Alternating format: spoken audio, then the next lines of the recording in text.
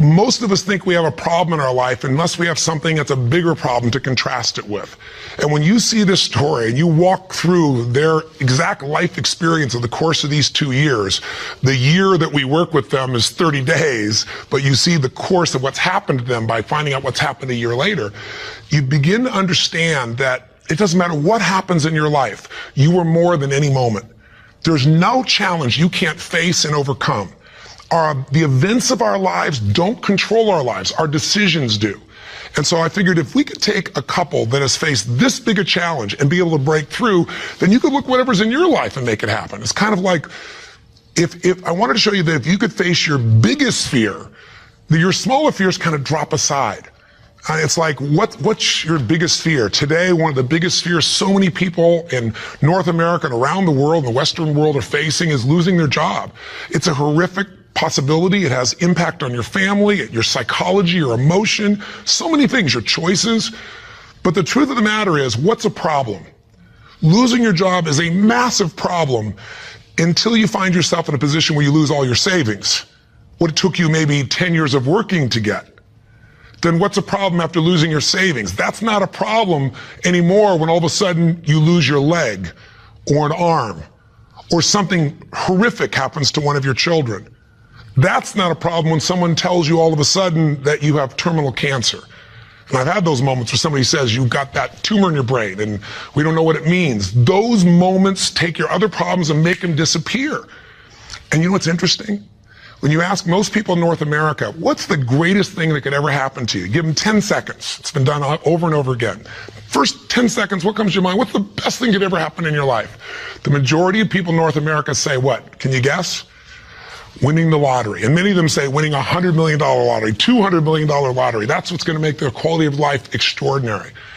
But when you do the studies, and there have been many done over the last 15 or 20 years on people that win these giant lotteries, what are their lives like 2 years later, 3 years later, 5 years later? Is the quality of their life extraordinary? Rarely, if ever. Because what's happened is they haven't grown.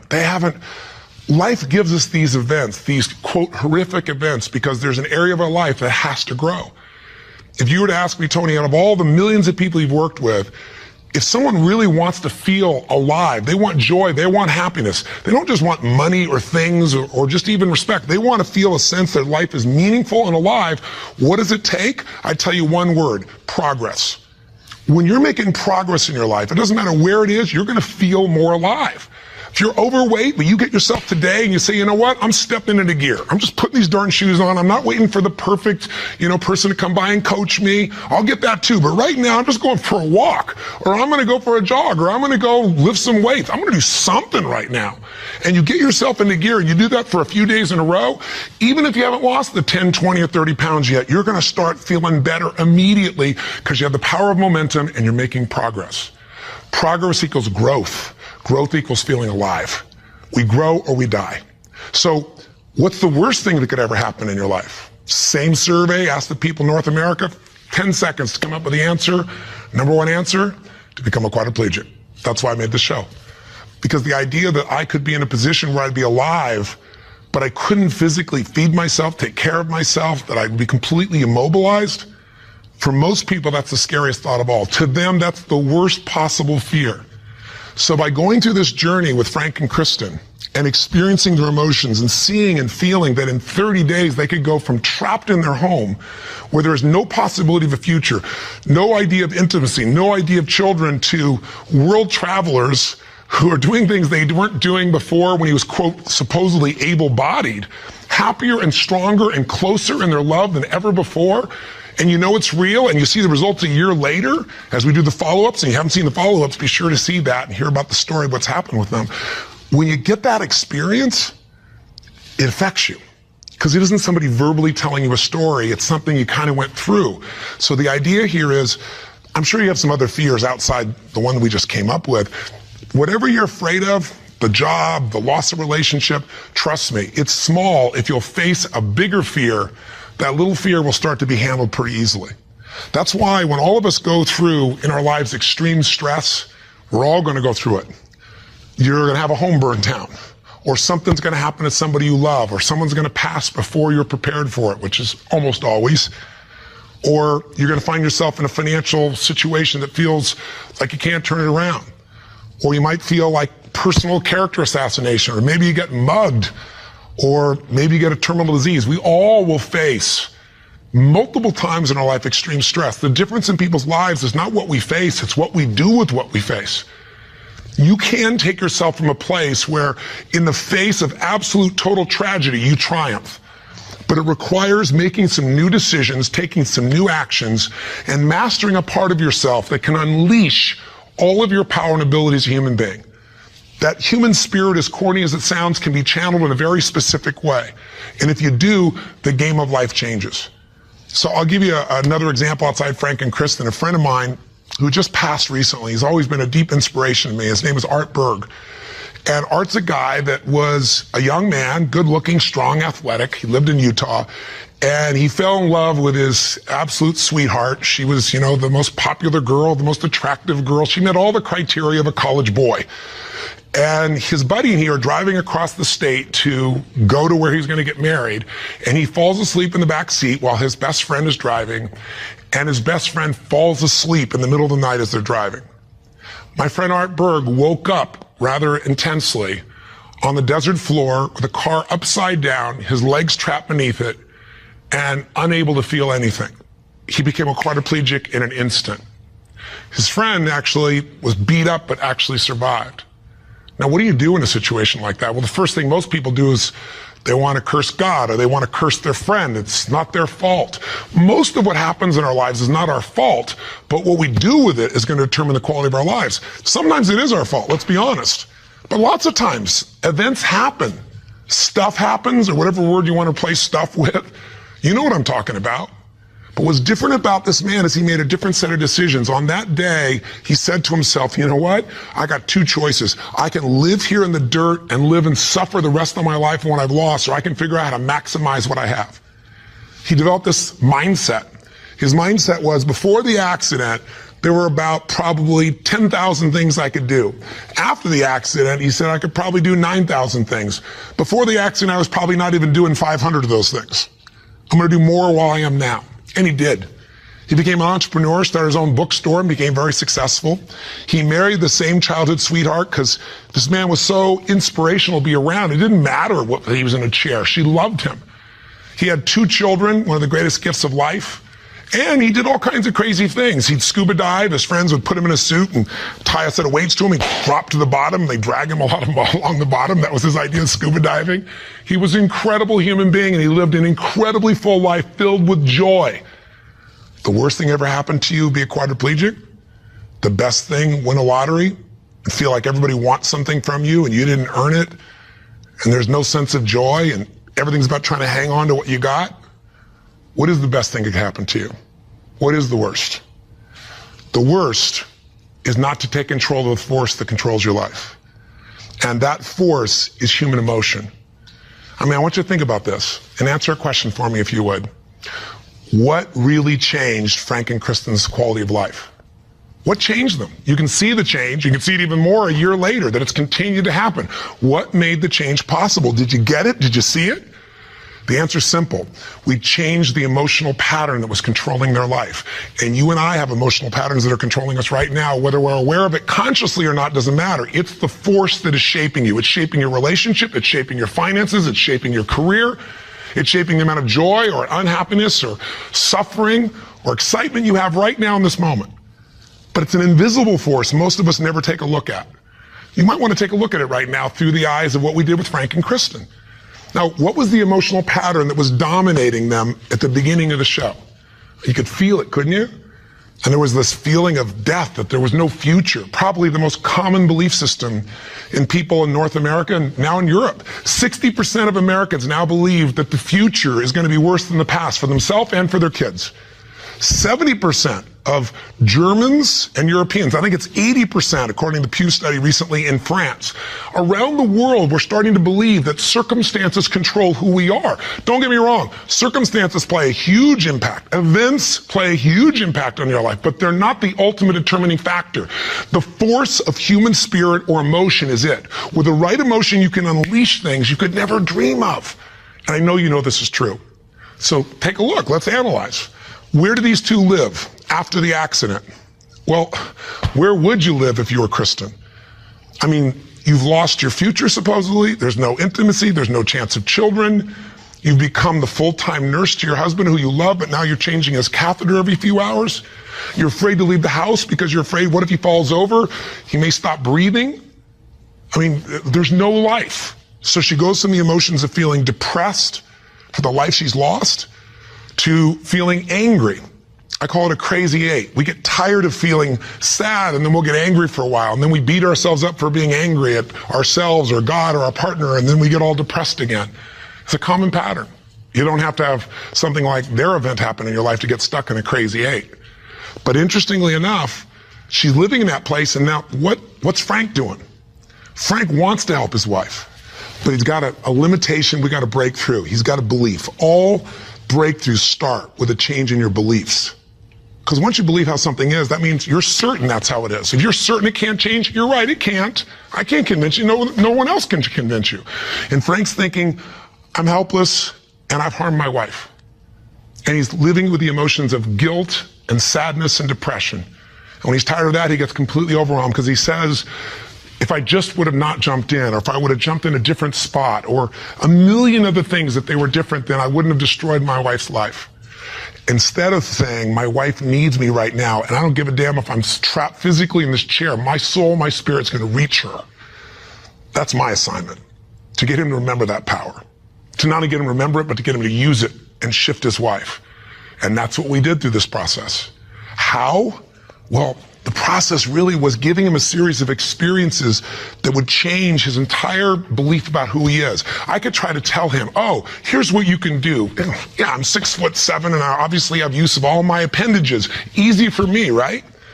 But if I get him to have some experiences, like I bring him to Fiji and I show him he can get out of the house, more than get out of the house, become a world traveler and go through all the challenges that are part of that if you watch our little section of the story behind the story, you'll hear some things that weren't in the show about that, by the way. But I get him to travel to Fiji, and the first thing I got to do with him is I got to get him to experience, not know intellectually, but experience he can make a difference for his wife. He is not helpless. She needs him, and he can transform her. He can take her from crying, sad, out of control, angry, to laughing and giggling and feeling love that fast. It's a beautiful moment in the show if you watched. And all it is something called presence. Something if you're not clear about, do some homework, follow up with us or someone else, figure out how to create that, because that's what changes relationships. Presence. It works. And Frank starts to understand, not verbally, but by his own experience, hey, I don't have to live in that sadness or that feeling of being unworthy or that feeling of being overwhelmed. I can matter. I can matter to her. I don't have to be the person she just takes care of. It was a huge shift in the experience. And I'm giving you Frank's example because it relates to yours. Maybe you have different emotions, but don't we all get to points where we feel like we don't matter or we can't change something? We're stuck, and it's our belief. Great way to break that belief, get yourself another experience. That's what I do with people in seminars. That's what I do in any coaching process. Change it. What do we do after that? We take him through the experience of facing his fears, and we get him to do the skydive together with his lady. And he feels total freedom for the first time since the accident. You get freedom when you face your fear. Not just face it, but you push through it. I get him to face separation from his lady for 10 days. Get him to be in a room with Olympic athletes who couldn't move across the room. He couldn't move across the room, but now they're incredible, and he feels like he's not enough, and he has to push through that. Show him how to get back his dream, drive his truck, get in that thing and drive 100 miles an hour, even though all you got is your elbows to drive the darn thing, and I'm on the other seat. Pretty cool thing. So it was a stacking of these experiences that got Frank to own himself in a new way, to build a new identity, a new set of emotional patterns. So here are the steps, and this is what you want to do. What did I do with him? I did 4 things. That's all I really did at its core. Number 1, for both of them, for Frank and Kristen to transform, I identified where do they live emotionally. That's what you got to do. Where do they live emotionally? Well, we just described where they live. Depression, anger on one side, feeling guilty, feeling overwhelmed, feeling sad on the other. There's no way they can change their life with that as the emotional fuel to get you to take action. You're not going to take action. There's not enough intensity to get you to get through the obstacles or the tragedies or the challenges. Once you see what the pattern is and you tell yourself the truth, this is where I'm living, step 2 I did with them, is I identified what's the antidote. So if fear is what's controlling things right now, We need an antidote called courage. Now, courage doesn't mean that you're not scared. Courage just simply means that you're scared to death, but you do it anyway. It's an emotional muscle. It doesn't feel good. You just exercise it. That's what courage is. I mean, everybody you know has different emotional patterns. And it may be hard to see it in yourself, but I bet you know it in other people. I mean, come on. Don't you know somebody who lives every day and they're angry all the time, or they're pissed off, or they're frustrated, or they're worried all the time? I mean, haven't you met people at different times who, don't you know somebody that's always kind of playful or crazy or cracking jokes? Better yet, do you know somebody who's not really funny, but they think they are? You know? And they tell a stupid joke and everything else. It's not even funny, but they crack themselves up so much that you find yourself cracking up, right? I mean, people have patterns. The question is, what's yours? See, if you can identify the patterns in other people, you can start to see them in yourself as well. And you know what we all do? We all find a way to try to get what I call home. Home is, I noticed after 9/11, I'm with 2,000 plus people from, I think it was 45 countries. I was in Hawaii. The accidents happened, the tragedy happened, you know, the attacks happened, and we got the information at 3 o'clock in the morning in Hawaii, and we had, you know, 100 plus people, 200 people that were from New York, many of which, you know, worked and had offices and friends in the towers, and all their friends died or their whole company disappeared. And I had to bring these people in from all these countries with different religions, different backgrounds, different belief systems. Some people were celebrating. Other people were crying and saying it was the end times. It was unbelievable. I noticed all this emotion around me. And the biggest thing to put them all together is I had to say, what's really going on here? And I noticed angry people got angry. Sad people got sad. Guilty people, a nurse, she was guilty, she wasn't there helping people, but she's always guilty. The angry lady's always angry. We all have a home. Many of the people didn't live in the United States, didn't know anyone in New York City, and they were yet angry, guilty, or sad. Why? They weren't angry, guilty, or sad about the 3,000 people a day that die of cancer and heart disease. They're all mothers, fathers, children. I pointed out that day. You can't be convenient with your compassion, and yet most of us are. We're unaware that we use events as a trigger to get home, back to the patterns we know, even if it's uncomfortable. So if you identify where you live, emotionally, the patterns are limiting you, the second piece is find the antidote. Courage can replace fear. If you're feeling this unbelievable feeling of overwhelm, you need love or support. And not just go get it, go give it. See, finding that antidote starts to change the game. And then after you identify it, you find the antidote. Number 3 is you got to practice that emotion. I know that sounds weird. I'll explain what I mean in a moment. But you got to do that emotion enough consciously that you can go from frustrated or depressed to determined.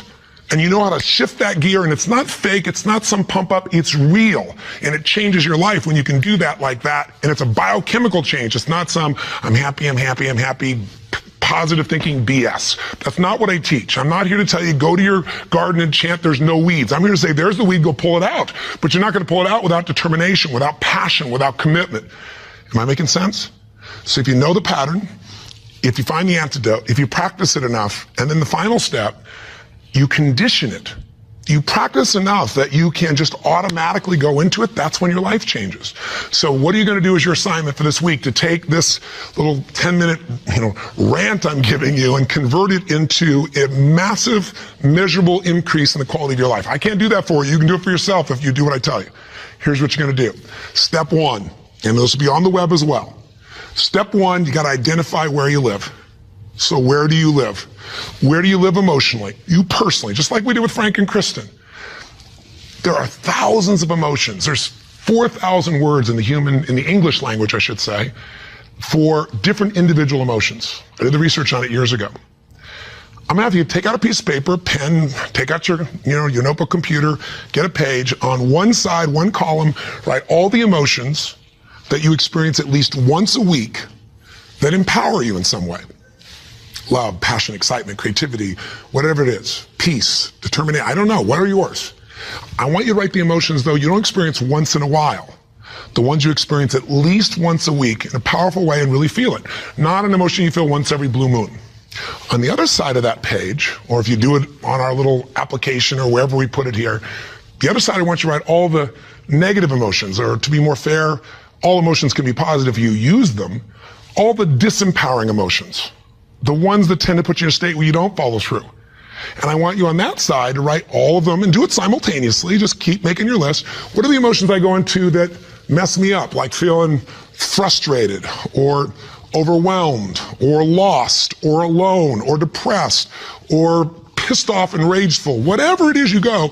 And again, not emotions you experience once in a while, the ones you experience at least once a week. So make a list of all the emotions you experience at least once a week, ones that empower you, ones that disempower you on the list. That's step one. That's identifying where you live.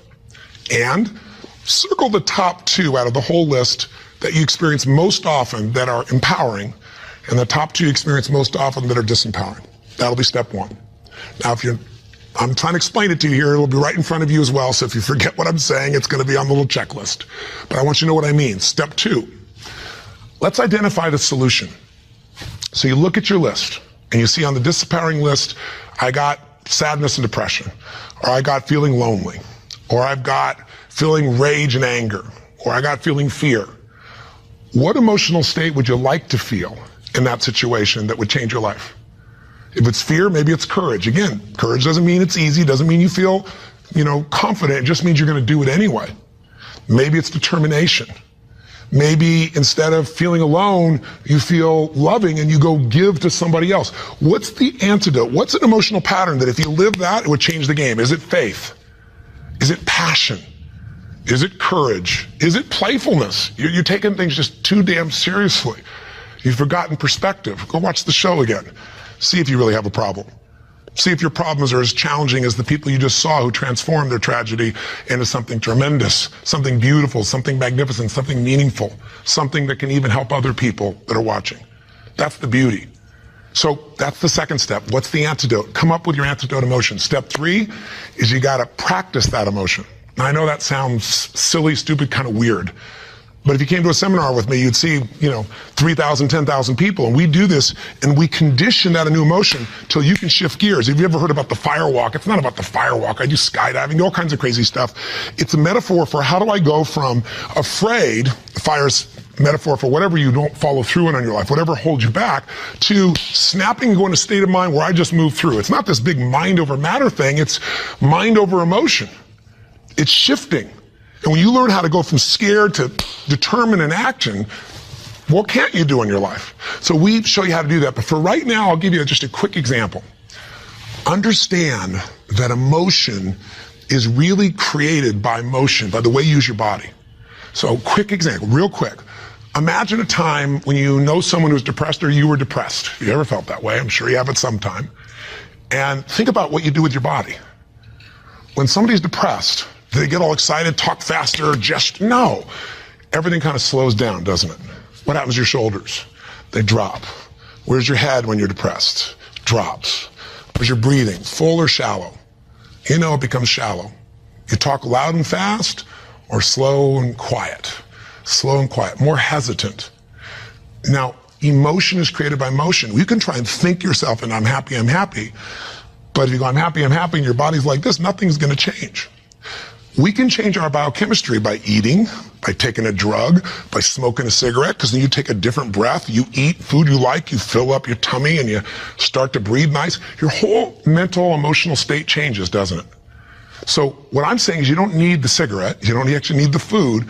You can just physically learn to say, this is what I do when I'm depressed, this is what I do when I'm most determined. There's this gesture I made. I remember one time when I was a kid, or one time I got pissed off and what did I do? I made a gesture, I stood taller, I looked the person in the eye, I spoke with more authority. Now, my idea of passion and determination may be a little over the top for you, and I get it. I'm a crazy mofo and I'm a passionate human being, but you can do your version. What do you do when you're really feeling something like determined? What do you do when you are passionate? With your face, with your voice, with your body. Just practice and make a contrast. Here's what I do when I'm sad. Here's what I do when I feel loved. Here's what I do when I'm worried. Here's what I do when I'm determined. That's what I mean by practice.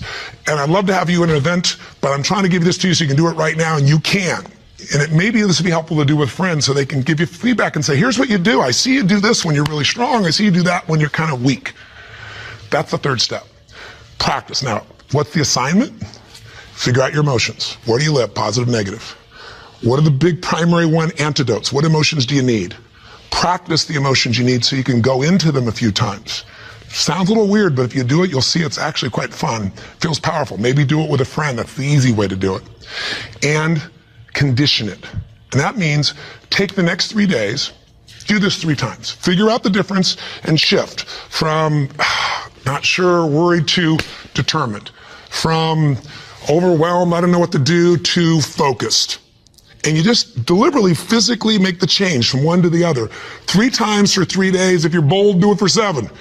But if you do this 3 or 4 times a day for 3 to 7 days, you'll start to get a pattern in your body. And the pattern in your body, a new pattern means a new life. Our life's a reflection of our emotional patterns.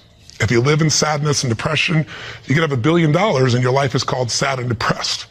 If you're living feeling grateful, feeling alive, feeling passionate, your life is filled with gratitude and passion. Doesn't matter what's happening anywhere else.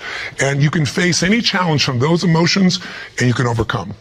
Does this make sense? This is how you can take what you watched in that show and convert it into some actions that'll change you. Very simple approach. Or come see me or get some coaching. I've got all kinds of resources, but this is something you can do right now. You don't need anybody else to make happen. You just need a little ability to take action. Make sense? And if you haven't seen the show, for God's sakes, go on Hulu and watch the show, or all this will just sound like a bunch of words. If you've had the experience, you know what I'm talking about, and you've witnessed it, it'll be real in you right now, and you'll get a sense of what you can do to move forward. And if you can't find it on Hulu, once again, send us a little email, and we'll make sure we find a way for you to be able to observe or experience the show directly. And last thing I'll say to you is, the best way to keep something in your body is share it with somebody else. The whole philosophy of my life has been, if your life's going to be meaningful, you can't just be about me, you got to be about we. So if you can, if you feel like it, if your spirit's touched by this, help us pay it forward. Share this with your friends. You can share the clip of our show. You can share this little section. We got all kinds of ways. Just take the clip and send it. And we even have a way you can push a button once again and send it virally to everybody. Everybody who's on your email list. We'd love it if that works for you. If you don't, we're totally respectful of that. But in the end, I can promise you one thing. If you will do this, if you'll discover your current emotional pattern and you'll change it through a little bit of practice over and over again, you will change the quality of your life no matter what you're facing. Make sense? Thanks for taking the time. I hope this was close to 10 minutes. I went a little crazy, but it's really just designed to try to really serve you. So till I see you again, hopefully next week, live strong and live with passion. God bless.